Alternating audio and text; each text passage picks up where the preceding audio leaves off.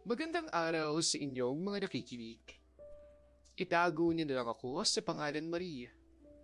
I'm 22 years old and currently working as an administrative assistant sa isang kilalang manufacturing company somewhere in Quezon City. Gusto ko lang po sanang i-share sa inyo ang kakaibang karanasan ko sa isang Grab driver na talaga namang nagpabago ng pananaw ko sa buhay at siyang nagbigay alab sa malamig at busy kong mundo. Hindi naman sa pagmamayabang, pero magaganda at gwapo ang lahi namin.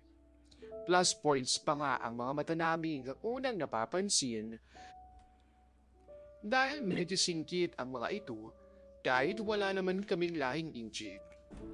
Puro din kami matatangkad sa pamilya. At sa kanila ko nakuha ang pang-model kong height na 5'7".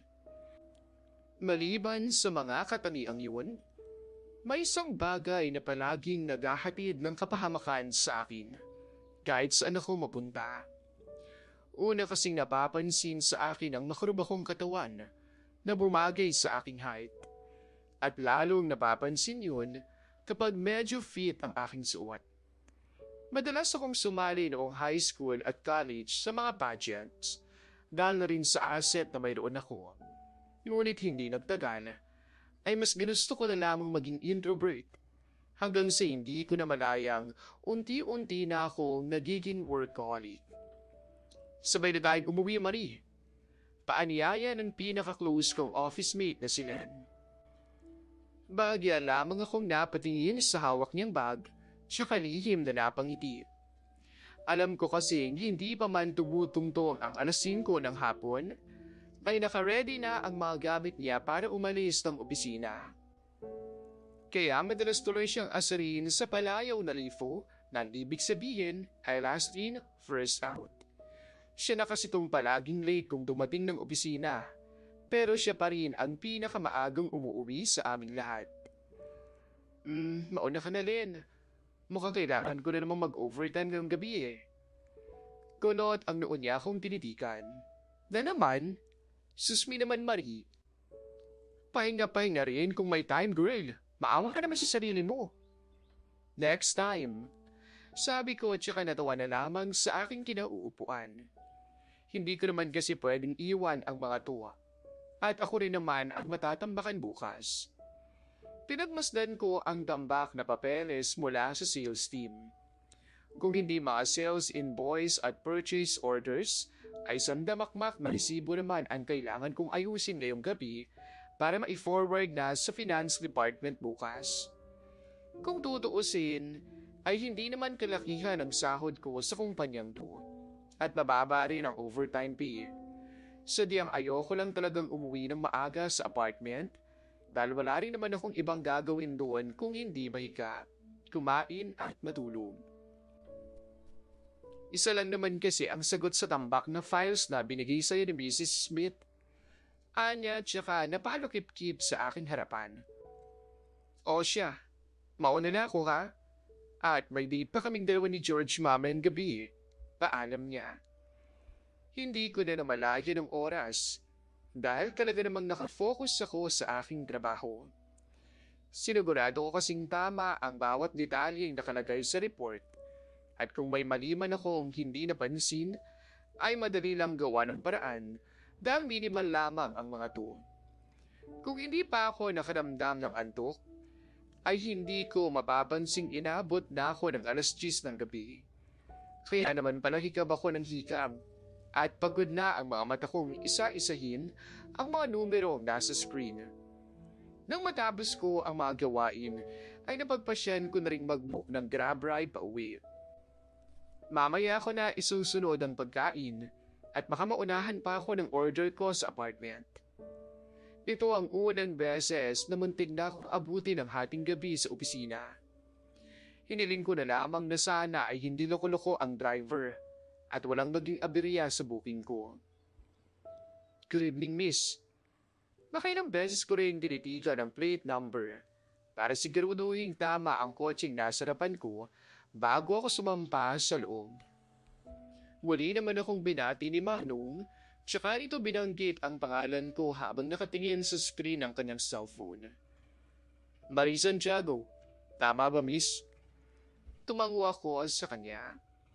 Wala naman siyang ibang sinabi hanggang sa inumpisa na naming baybayin ang daan patungo sa tinitirhan ko apartment. Thank you kuya. Kung alam mo lang ang kabang naramdaman ko habang nagbubook ng ride.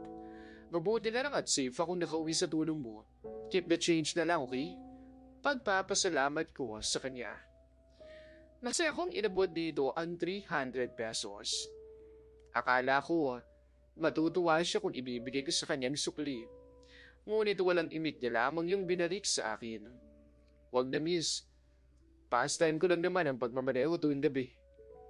Saglit kong tinipigan ang mukha nito. Masasabi kong may itsura siya, kahit mukhang may edad na. At sa tansya ko'y mga 10 taon ang agwat naming dalawa. Matangos sa nilong nito. Moreno at mukhang well-maintained ang katawan, kahit biceps lamang ang natanaw ko habang nakahawak to sa manibela kanina. Kinabukasan, ay parehong senaryo pa rin ang nangyari sa buhay ko bilang isang workaholic na empleyado. Tambak na paperworks at kaliwat ka ng deadlines, kaya napilitan na naman akong mag-extend ng oras. Napilitan na rin akong magpa-deliver ng pagkain dahil kumakalam na ang sikmura ko sa dami ng trabaho. Dahil malakas ang ulan sa labas, wala akong ibang choice kung hindi mag-book na naman ng ride pa uwi sa aking apartment. Hindi ko muna tinignan ang plate number ng sasakyan dahil magagawa ko naman yun na habang hinihintay ang pagdating niya sa baba. Pasado 12:00 na ng gabi nang makalabas ako ng opisina. Lakas pa rin ang buhos ng ulan na sinasabayan pa ng nagwawalang hangin.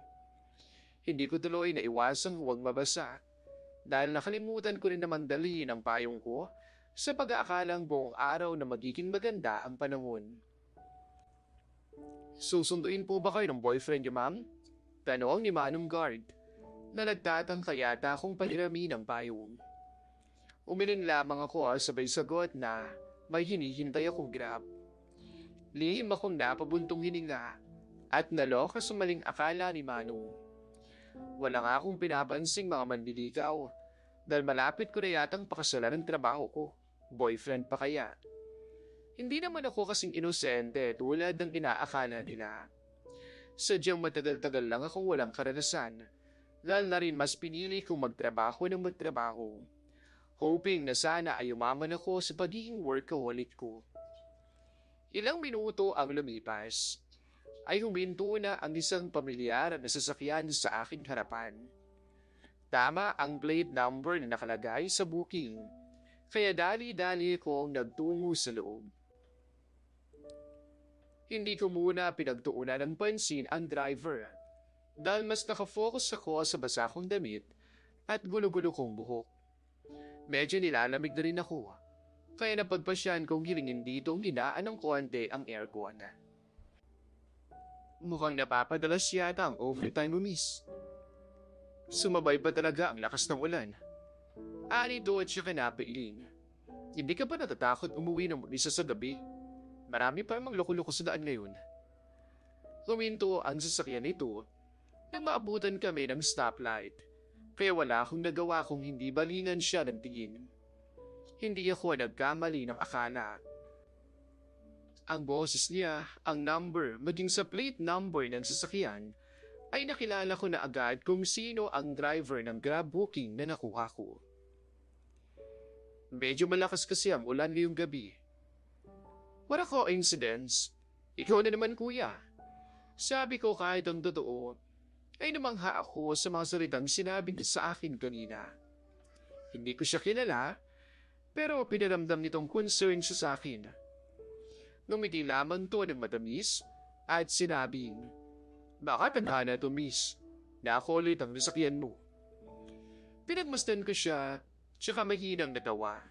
"Naku kuya, ang sabihin mo baka isa ka sa mga nagbabalak na masama sa akin, kaya inaabangan mo ko. Biro ko kahit alam kong imposible ang sinasabi ko. Hindi siya umimik. Pero nahuli ko doong napangiti nang tumingin ako sa front mirror. Habang nagnanakaw ako ng tingin sa kanya, bigla niya ako nahuli. Para akong nakuryente ng mga oras na yun. Hanggang sa napansin ko napangiti rin siya. Bago siya nagpatuloy sa pagmamaneho, ay nag-offer muna to sa akin ng jacket. Marahil napansin niyang medyo nilalamig ako. Tahimik lang kami sa biyahe nang mauna siyang magsalita. Buti hindi nagagalit ang boyfriend mo na late kang umuwi ng gabi. Napaigam ako kahit ang totoo ay may parte ng pagkatao kong naghihintay na kausapin niya ako kanina pa. I'm single, ikaw. Siguro may asawa ka na, no? Wala.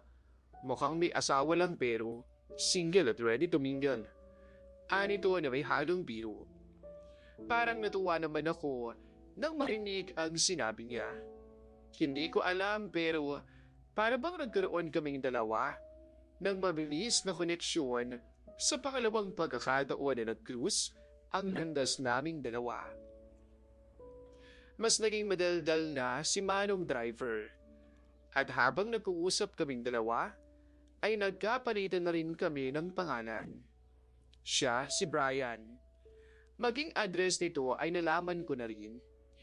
Hindi pala ganoon kalayo ang condominium unit na tinutuluyan niya sa lugar ng aking trabaho, kaya mabilis niya akong napupuntahan. Nalaman ko rin na may regular na trabaho siya mula 8 a.m. to 5 p.m. Nakatira siya sa sarili niyang condo unit at pagmamayari niya ang kotseng sinasakyan ko ngayon.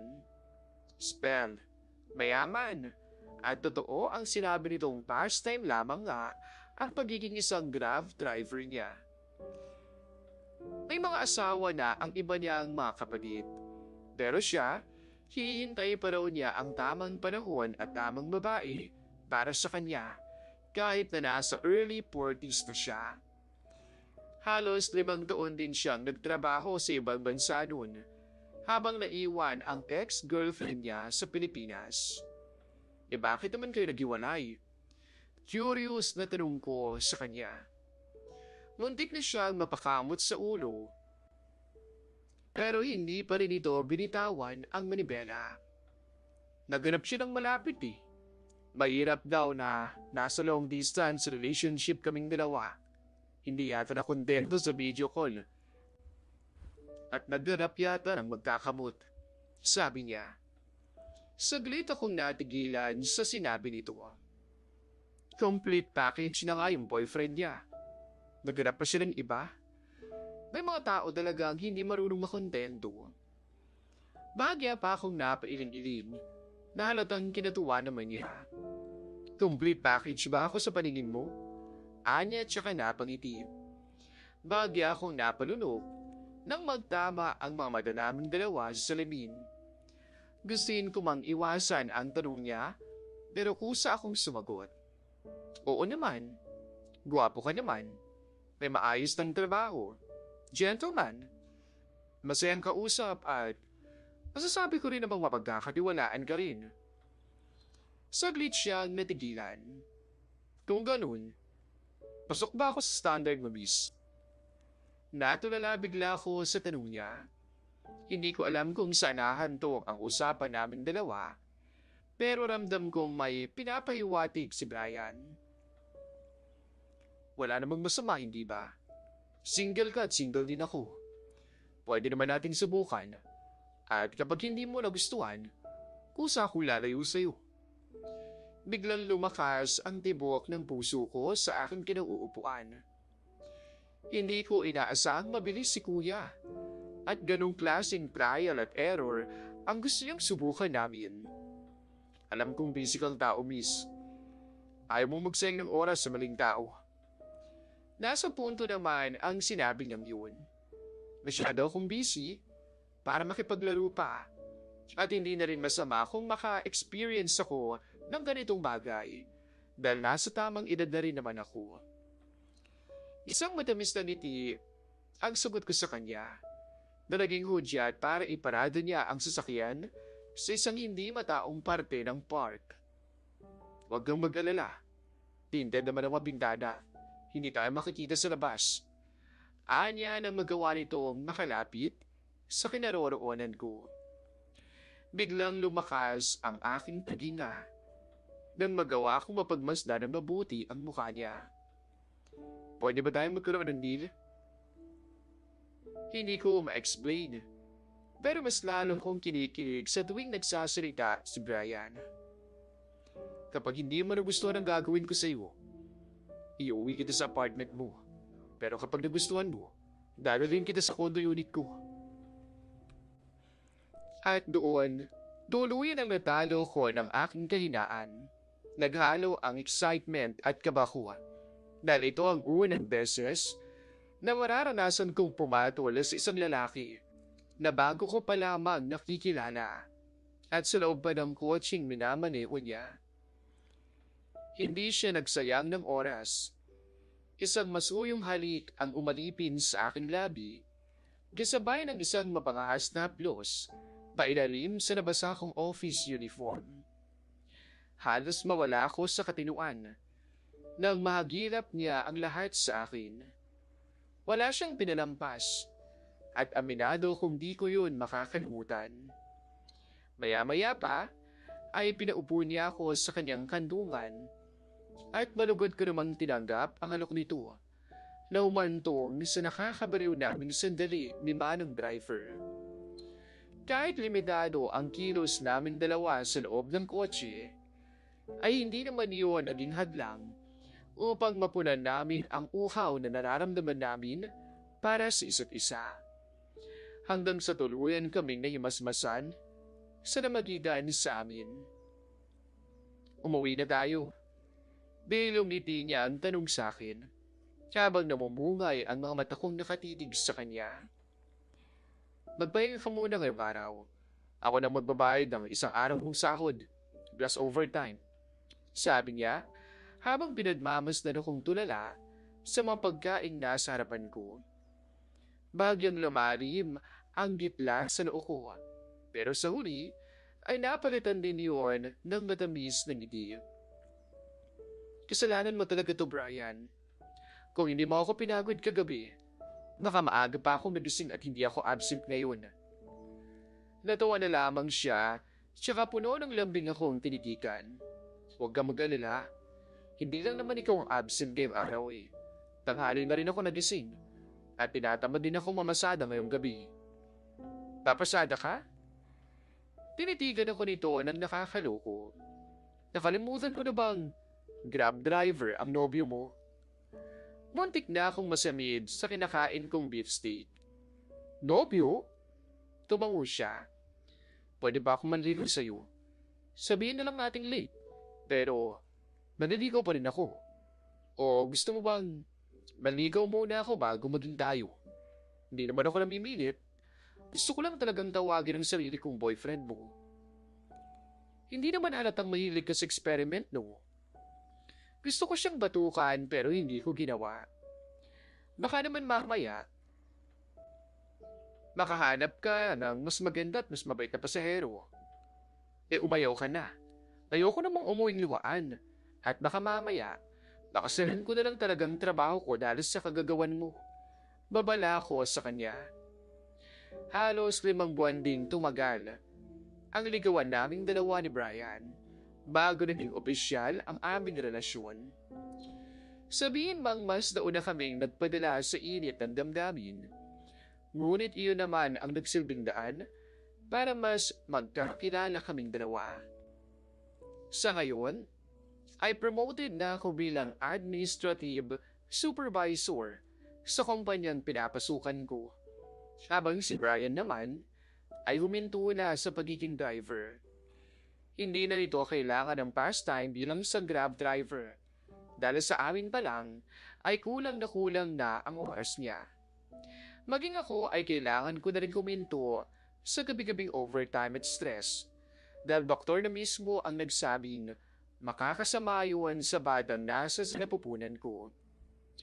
Sino nga bang mag-aakala na makakahanap o mahanap ko pala sa Grab ang lalaking mapapangasawa ko.